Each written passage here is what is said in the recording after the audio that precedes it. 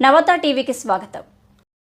గుమ్మళ్లదొడ్డిలోని అస్సాగో ethanol పరిశ్రమ ఉత్పత్తి సామర్థ్యాన్ని పెంచేందుకు ఈ నెల 14న నిర్వహించే ప్రజాభిప్రాయ సేకరణ ఒక బూటకమని ఇండిపెండెంట్ ఎమ్మెల్యే అభ్యర్థి పాటంశెట్టి సూర్యచంద్ర మండిపడ్డారు.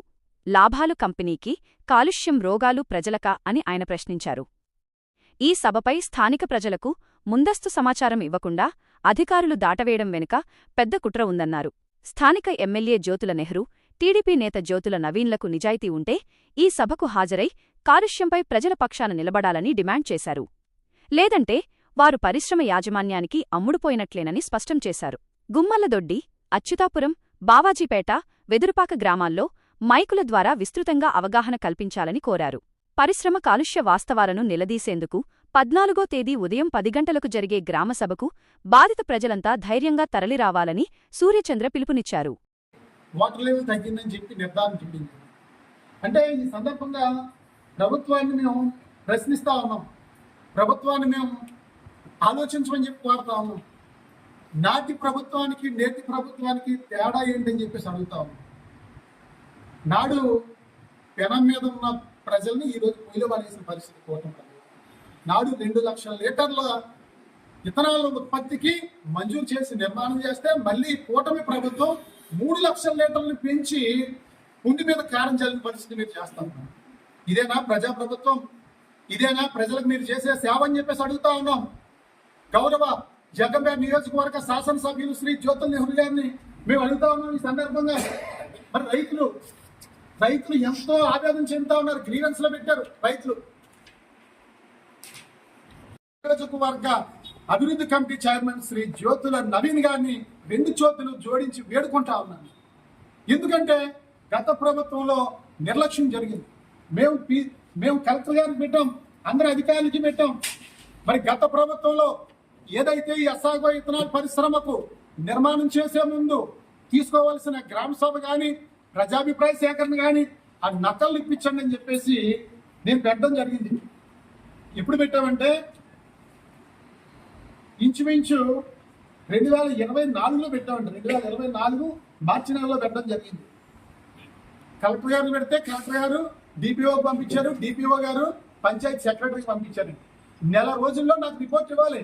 నేటి వరకు కూడా మరి గతంలో ఈ ఫ్యాక్టరీ పెట్టే ముందు ఏర్పాటు చేసిన గ్రామ సభ తీర్మానం, ప్రజాభిప్రాయ సేకరణ తీర్మానాలను ఇప్పించండి. ఎంతమంది సంతకాలు పెట్టారు, ఎంతమంది ఈ ఫ్యాక్టరీ కావాలని పెట్టారు అనేది మేము అడిగితే నేటి వరకు ఇవ్వలేదు. అంటే 4 గోడల మధ్యలో దొంగ సంతకాలతో దొంగ మీటింగులు పెట్టి ఆ రోజు కంపెనీ ఏర్పాటు చేయడం జరిగింది. దీనికి సమాధానం లేదండి. మరి అదే రకంగా ఇంకొకటి అడిగాను. మరి ఏదైతే హెచ్పిసిఎల్, ఐఓసిఎల్ కంపెనీలు ఉన్నాయి, ఈ యొక్క అస్సాగో పరిశ్రమను ఆనుకుని ఏదైనా ప్రమాదం జరిగితే ఈ 2 కంపెనీలుకి ప్రమాదం జరిగి అగ్ని ప్రమాదం జరిగితే చుట్టుపక్కల ఎన్ని గ్రామాలు ప్రమాదానికి గురవుతాయి, ప్రమాదం జరిగే అవకాశం ఉందా అని చెప్పంటే దానికి సమాధానం లేదండి. అంటే మేము ఎందుకు అడుగుతా ఉన్నామంటే అసలు గత ప్రభుత్వంలో బ్లండర్ మిస్టేక్ జరిగింది, మళ్ళీ అది ఇప్పుడు జరగకూడదని చెప్పేసి గౌరవ శాసనసభ్యుల్ని ప్రాధాన్యపడతా ఉన్నాం. మరి ముఖ్యంగా నిరాహార దీక్ష చేసినప్పుడు కానీ, మేము అప్పుడు ఆందోళన చేసినప్పుడు కానీ మరి కలెక్టర్ గారు వచ్చి స్వయంగా చూడటం జరిగింది. నిపుణుల కమిటీ వేయడం జరిగిందండి. అసలు ఎంత అక్కడ ఉత్పత్తి అవుతా ఉంది, దానివల్ల నష్టాలు అన్ని కూడా అక్కడ నిపుణుల బృందం వస్తే ఆ బృందానికి కలెక్టర్ గారు పెట్టడం జరిగింది. ఆ నిపుణుల కమిటీ నివేదిక ఇవ్వండి అని చెప్పేసి పెడితే కలెక్టర్ గారు మరి కాలుష్యం అధికారిని పంపడం జరిగింది. 1.5 సంవత్సరం అయిందండి. ఇప్పుడు దీని మీద రిప్లై లేదు. అంటే ఈ అస్సాగో పరిశ్రమ వారు అందరినీ మేనేజ్ చేస్తా ఉన్నారు. ఎమ్మెల్యే గారిని అవ్వచ్చు, నవీన్ గారిని అవ్వచ్చు, కొందరు అధికారులు అవ్వచ్చు, కొందరు ప్రజాప్రతినిధులను అవ్వచ్చు, అందరినీ మేనేజ్ చేస్తా ఉన్నారు. కానీ ప్రజలు మోసపోతారు. ఎందుకంటే మనకి ఓట్లేసిన ప్రజలు ఇవాళ 53,000 ఓట్లు మీకు మెజార్టీ ఇచ్చారు జ్యోతుల నెహ్రూ గారు. ఎందుకు ఇచ్చారంటే గోకవరం మండలంలో ఈ అస్సాగో పరిశ్రమని స్థాపించడం వల్ల తప్పు జరిగింది, ఇటువంటి తప్పుని సరిదిద్దాలని చెప్పేసి మీరు దీన్ని సరిదిద్దుతారని ఇక్కడ మీకు ఓట్లు వేయడం జరిగింది ఎక్కువ మంది. అటువంటిది మీరు మళ్ళీ దీన్ని 2 లక్షల నుంచి 3 లక్షల లీటర్లకి ప్రతిపాదిస్తా ఉన్నారు. ఇది సమంజసం కాదు. గౌరవ శాసనసభ్యులు శ్రీ జ్యోతుల నెహ్రూ గారిని మేము కోరుతా ఉన్నాం, తప్పకుండా మీరు పునరాలోచించండి. రేపు ఎల్లుంటిలో ఈ 2 రోజుల్లోని ఈ అన్ని గ్రామాల్లో కూడా మైక్ ప్రచారం టామ్ వేసి నేను అసాగో కంపెనీ దగ్గర నేను సూట్ కేసులు తీసుకోలేదు, డబ్బు తీసుకోలేదు, నిజాయితీగా ఉన్నానని చెప్పేసి మీరు ఆ రోజు 14వ తేదీన అక్కడ గ్రామ సభ దగ్గరకు వచ్చి అందరినీ అన్ని రాజకీయ పార్టీలను ఆహ్వానించేలా మీరు ఈ రోజు కానీ రేపు కానీ ప్రెస్ మీట్ పెట్టండి. మీ బాధ్యత అది. ఒక ఎమ్మెల్యేగా నియోజకవర్గ ప్రజల్ని, నియోజకవర్గ సమస్యల్ని, నియోజకవర్గ ప్రజల ప్రజారోగ్యాన్ని కాపాడాల్సిన బాధ్యత నియోజకవర్గానికి తల్లి తండ్రిగా, శాసనసభ్యుడిగా మీ మీద ఉందని చెప్పేసి జ్యోతుల్ నెహ్రూ గారికి మనవి చేస్తూ, మీరు నాకు డబ్బు కాదు, నాకు ఓట్లేసిన ప్రజలే ముఖ్యం అని చెప్పేసి మీరు నిరూపించుకోవాల్సిన సమయం ఆసన్నమైంది. రేపు 14వ తేదీన జ్యోతుల్ నెహ్రూ గారు, జ్యోతుల నవీన్ గారు అస్సాగో పరిశ్రమ పక్షమా, పేద ప్రజల, రైతుల, బాధిత గ్రామ ప్రజల పక్షమా అనేది రేపు 14వ తేదీన నిరూపించడం కావాలని చెప్పి తెలియజేస్తూ, మరి ముఖ్యంగా గ్రామ ప్రజలకి, సంబంధిత గ్రామ ప్రజలకి అచ్యుతాపురం, గుమ్మలదొడ్డి, బాలాజీపేట, అదే రకంగా వెదురుపాక, కోరుకొండ, గోకవరం మండలాల ప్రజలకి నేను చేతులు జోడించి విజ్ఞప్తి చేస్తా ఉన్నాను. అసాగో కంపెనీ కానీ యాజమాన్యం కానీ మనకి శత్రువులు కాదు. వాళ్ళ కంపెనీ నుంచి వచ్చే విష వాయువులు మనకి శత్రువు. అదే రకంగా భూమిలోకి వెళ్ళే వ్యర్థ జలాలు మనకి శత్రువు. మన నీరు, మనకి పంట పండించుకోవడానికి, తాగడానికి నీరు లేకుండా మన నీరు 10 లక్షలు 15 లక్షలు నీరు వాళ్ళు తోడుకుని వెళ్ళిపోయి వాళ్ళ లాభాలు వాళ్ళు తీసుకుంటూ నష్టాన్ని మనకిస్తా ఉన్నారు. అది మనకు శత్రువు. కాబట్టి ప్రజలందరూ సంఘటితంగా పోరాడి 14వ తేదీ మరి ప్రజాభిప్రాయ సేకరణలో ప్రతి ఒక్కరూ ధైర్యంగా పాల్గొనండి. మేము వస్తాం. ఏది ఏమైనా సరే ప్రజాభిప్రాయ సేకరణలో ప్రజలందరి గలం వినిపించేలాగా మేము ముందుంటామని చెప్పి తెలియజేస్తూ, ప్రజలందరూ కూడా ధైర్యంగా రావాలని చెప్పి తెలియజేస్తూ, పోలీసు వారికి కూడా నేను విజ్ఞప్తి చేస్తా ఉన్నాను. ఎవరిని కూడా నిర్బంధించొద్దు సార్. అక్కడికి వచ్చి మేము ఎవరిని కూడా ఏ రకమైన ఆందోళన కార్యక్రమాలు చెయ్యం. అక్కడ జరిగే నష్టాలు మేము వినిపిస్తాం. మా వల్ల ఏమైనా నష్టం జరుగుద్దంటే మా కాళ్ళు చేతులకి సంఖ్యలు వేసి కట్టండి, నోరు ఒకటి వదలండి, ప్రజల పక్షాన మేము మాట్లాడతామని చెప్పి తెలియజేస్తూ, పోలీసు వారు కూడా సహకరించాలని చెప్పి తెలియజేస్తూ, ప్రతి ఒక్కరు కూడా ఈ యొక్క సమాచారాన్ని అందరికీ పంపించే విధంగా ఈ వీడియోని షేర్ చేయాలని చెప్పేసి, మంచి సమాజం కోసం, మంచి కాలుష్య రహిత మన ప్రాంతం కోసం ప్రతి ఒక్కరు ఈ వీడియోని షేర్ చేయాలని చెప్పేసి, 14వ తేదీ ఈ గ్రామ సభను జయప్రదం చేయాలని చెప్పేసి కోరుకుంటూ, మీ ఆశీస్సులతో, సదా మీ ఆశీస్సులతో పాటంశెట్టి సూర్యచంద్ర, జగ్గంపేట నియోజకవర్గం ఇండిపెండెంట్ ఎమ్మెల్యే అభ్యర్థి.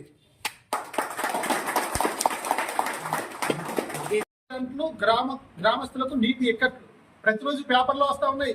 అక్కడ ఉన్న ప్రాంతాల్లో నీరు తగ్గిపోతా ఉందని చెప్పేసి భూగర్భ జలాలు అడిగంటిన మాట వాస్తవమే. జియాలజిస్ట్ రాధాకృష్ణ, ఇథనాయిల్ ఫ్యాక్టరీ వల్ల భూగర్భ జలాలు అడిగంటిపోతున్నాయి. ప్రతిరోజు పేపర్లు వస్తా ఉన్నాయి. కొమ్మలదొడ్డిలో భూగర్భ జలాల పరిశీలన అడిగంటిన మాట వాస్తవం.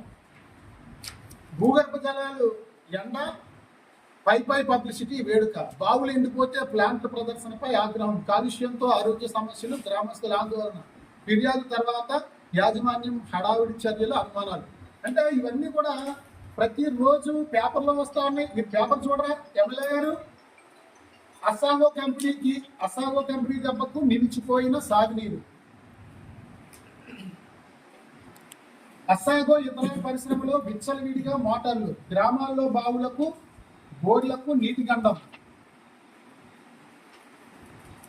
రైతు ఫిర్యాదు, వ్యవసాయ క్షేత్రాల పరిశీలన. రైతుల వ్యవసాయ నీటి కష్టాలపై ఉన్నతాధికారులు విచారణ.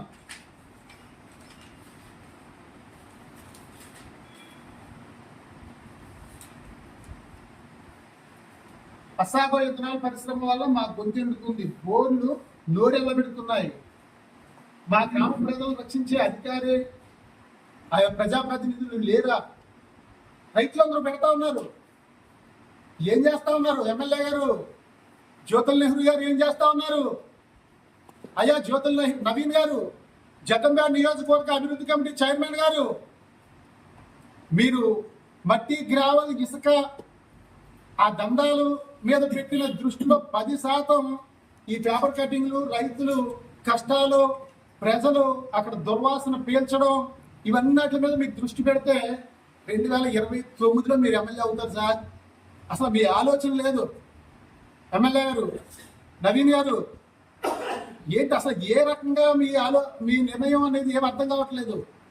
మీరు బాధిత రైతులు ఈ యొక్క ఏదైతే జల కాలుష్యం, వాయు కాలుష్యం, శబ్ద కాలుష్యంతో ఇబ్బంది పడుతున్న 4 గ్రామాల ప్రజల పక్షమా, మరి డబ్బు మూటలు అందించే అసాగో ఇథనాల్ పరిశ్రమ పక్షమా? జ్యోతుల్ నెహ్రూ గారు, జ్యోతుల్ నవీన్ గారు సమాధానం చెప్పాలి మీరు. 2 లక్షల లీటర్ల ఇథనాల్ ఉత్పత్తికి 10 లక్షల లీటర్ల నీరు మన భూమిలోంచి తీసుకుంటా ఉన్నారు.